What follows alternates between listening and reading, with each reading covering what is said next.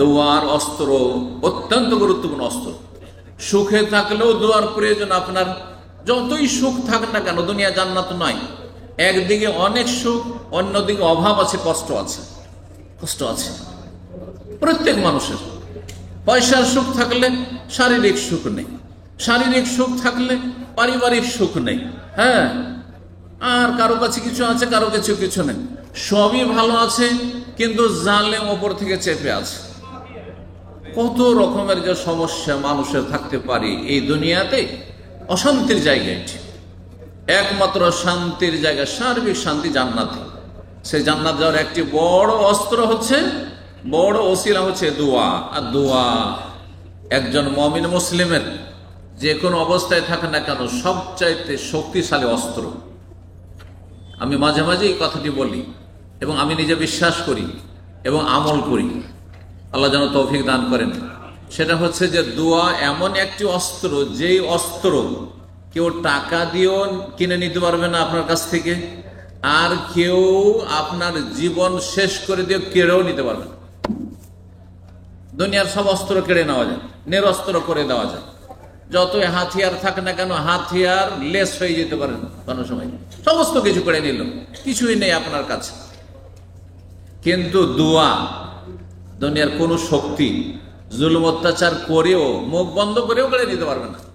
যদি বলে যে মুখ খুলতেও দেব না, তা আমি জবানে দোয়া করব না।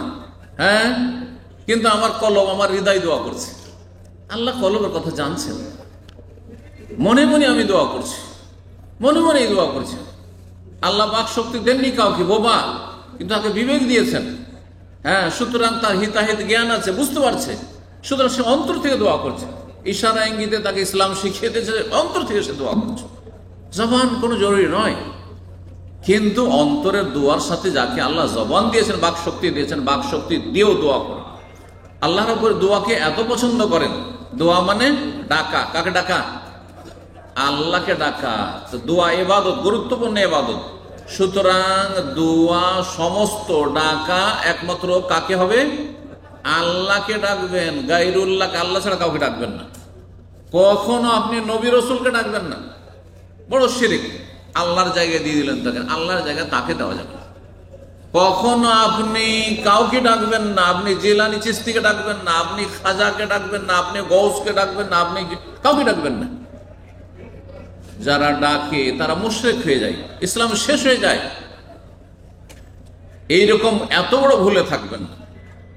কিছু ভুল আছে, যেই ভুলগুলির কাফার আছে, মোচন আছে, তারপরে জান্নাত পাওয়া যাবে। কিন্তু এইরকম ভুল করলে, অন্যায় করলে, যে আল্লাহ ছাড়া অন্যকে ডাকছেন আপনি, ইয়া গৌস মাদা, ইয়া খাজা, ইয়া জিলানি, হ্যাঁ মাদাদ, ইয়া রাসূলুল্লাহ, কোনদিন জান্নাত পাবেন না।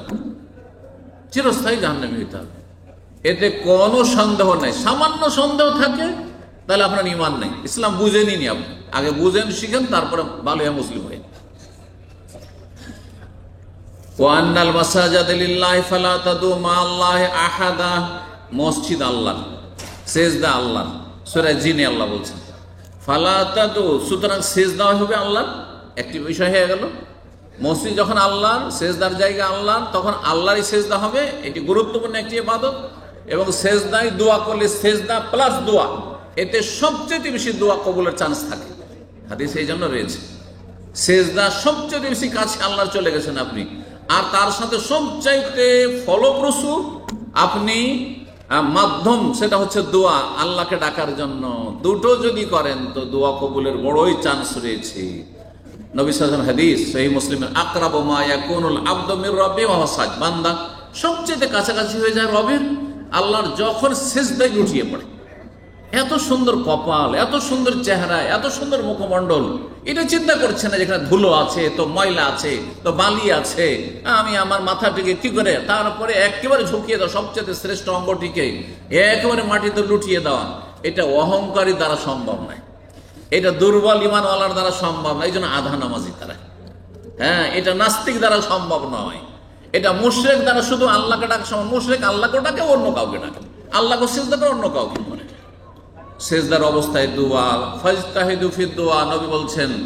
সুতরাং দোয়াই তুমি কঠোর পরিশ্রম করো, চেষ্টা করে দোয়া করো, মন লাগিয়ে দোয়া করতে হবে, অন্তর থেকে দোয়া করতে হবে। ফাকামেনুন আইয়ুস্তাজাবা লাকুম, আশা করা যায় তোমাদের দোয়া সেজদাতে কবুল হবে। কে বলছেন? প্রিয় রাসূল সাল্লাল্লাহু আলাইহি ওয়াসাল্লাম।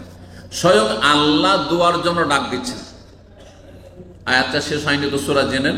মসজিদ আল্লাহর মানে সেজদা আল্লাহ, সুতরাং ফালা তাদউ মা আল্লাহি আহাদ, আল্লাহর সাথে আর কাউকে ডেকো না, আর কারো কাছে দোয়া করিও না, কাউকে আহ্বান করিও না বাবা গো উদ্ধার করো। হিন্দুরা মাকে ডাকে মা কালী, মা দুর্গা, মা লক্ষ্মী, আর এক শ্রেণী কথিত ভারতীয় মুসলিমরা ডাকে বাবাকে, বাবা জিলানি, বাবা চিস্তি, খাজা বাবা, অমুক বাবা। না না, বাবাও নেই, মাও নেই, রব আছেন আমার, রব দোয়া শোনার জন্য আছে। আল্লাহ যেন বুঝার তৌফিক দান করেন। আল্লাহ স্বয়ং বলছেন সূরা গাফির, যার অপর নাম সূরা মুমিন, আয়াত নম্বর 60, ওয়া কালা রাব্বুকুম, তোমাদের রব স্বয়ং আল্লাহ বলছেন। এত গুরুত্বপূর্ণ বিষয় যে আল্লাহ নিজেই ঘোষণা করছেন তার কোরআনে, উদউনি, আমার কাছে দোয়া করো, আমাকে ডাকো, আস্তাজিব লাকুম, তোমাদের ডাকে সাড়া দেব, তোমাদের দোয়া কবুল করব। সুবহানাল্লাহ, ওয়াদা, ডাক, আমার ওয়াদা, প্রতিশ্রুতি আল্লাহ।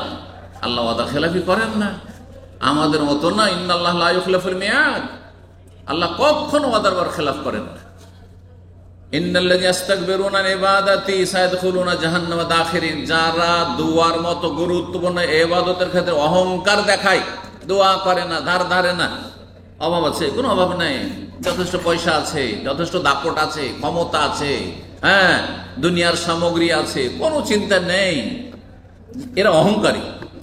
যারা অহংকার করে দোয়া করতে, তারা লাঞ্ছিত, অপদস্থ হয়ে জাহান্নামে প্রবেশ করবে, আল্লাহ বলছে। সুতরাং দোয়া করুন রবের কাছে দিন দুনিয়ার জন্য, জান্নাতের জন্য।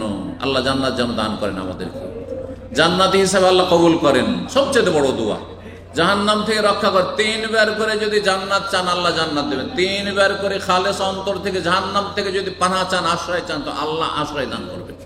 আল্লাহ যেন আমাদের তৌফিক দান করেন। তার সাথে দুনিয়া চান, দিন চান, সব চান।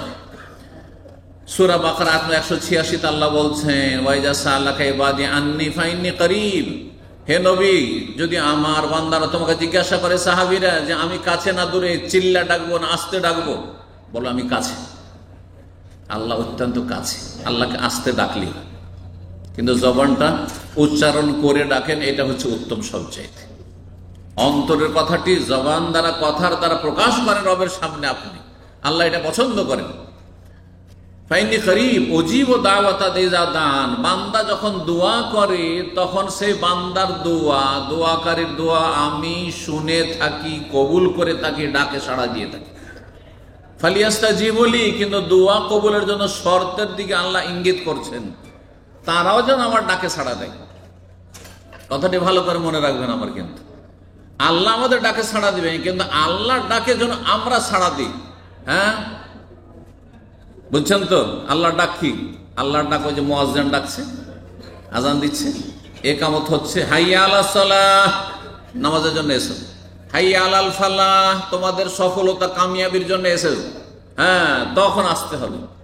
আমি ডাক দিয়েছি আকিমুস সালাহ, নামাজ পড়ো, ওয়াতুজ যাকাত, যাকাত দাও, রমজান মাসে রোজা করতে বালিকুস ফরজ করা হয়েছে, এগুলো আল্লাহর ডাক। ওয়ালা তাকরাবুজ জিনা, জিনা ব্যভিচারের কাছে যেও না। ওয়ালা তাকতুলু আনফুসাকুম, কেউ কাউকে খুন করিও না, ইত্যাদি ইত্যাদি। হ্যাঁ, হালাল হারাম যা আল্লাহর ডাক। কোরআনে কারীম হচ্ছে আল্লাহ রাব্বুল আলামিনের ডাক, সে আহ্বানে ফালিয়াস্তাজিবু লি, আমার ডাকে যেন সাড়া দেয়, আমার রাসূলের ডাকে যেন সাড়া দেয়, কোরআন সুন্নাহর আহ্বানে যেন সাড়া দেয়। ওয়াল ইউমিনু বি, আমার প্রতি যেন বিশ্বাসী হয়, ঈমানের সাথে ইয়াকিন সাথে আল্লাহ আছেন, আল্লাহ শোনেন, আল্লাহ দেখছেন, আল্লাহ জানছেন আমার অবস্থা, আল্লাহ দেবেন, সুধারণা কুধারণা নয় আল্লাহ সম্পর্কে। চিন্তা করুন তো, আপনার আব্বা আম্মার কাছে কোনো কিছু যদি চান আপনি, আর তারপর যদি একটা নেগেটিভ সবসময় ধারণা থাকে, আর সেটা যদি বাপ মা বুঝতে পারে যে ছেলেকে যদিও দিই তবুও এর নেগেটিভ ধারণা, সবসময় কুধারণা, ও আমার বাপ ভালো না, আমার মা ভালো না, দেবে না, হয়তো পেয়ে গেলেন, তারপরেও সবসময় না আর না, তাহলে খুশি হবে? বাপ মা খুশি হবে? জানতে পারলে দিবেই না। তা আল্লাহ তো সবই জানছেন, যে আল্লাহর কাছে আপনি দুর্বল মন নিয়ে চাইছেন, ও পাবো, দেবেন, হ্যাঁ আমার দোয়া কবুল হবে, অসম্ভব। হ্যাঁ, এত কি সহজ কথা? আল্লাহ কি আমার কথা শুনবেন? আমার ডাকে সাড়া দেবেন? আমার জীবনটাই ব্যর্থ হয়ে গেল, জীবনে কোনো সুখ পেলাম না, সবসময় নেগেটিভ কথা। আল্লাহ দেবেন না, দেবেন না। সুধারণা থাকতে হবে দোয়ার জন্য। তো বলছিলাম যে দোয়া অত্যন্ত গুরুত্বপূর্ণ।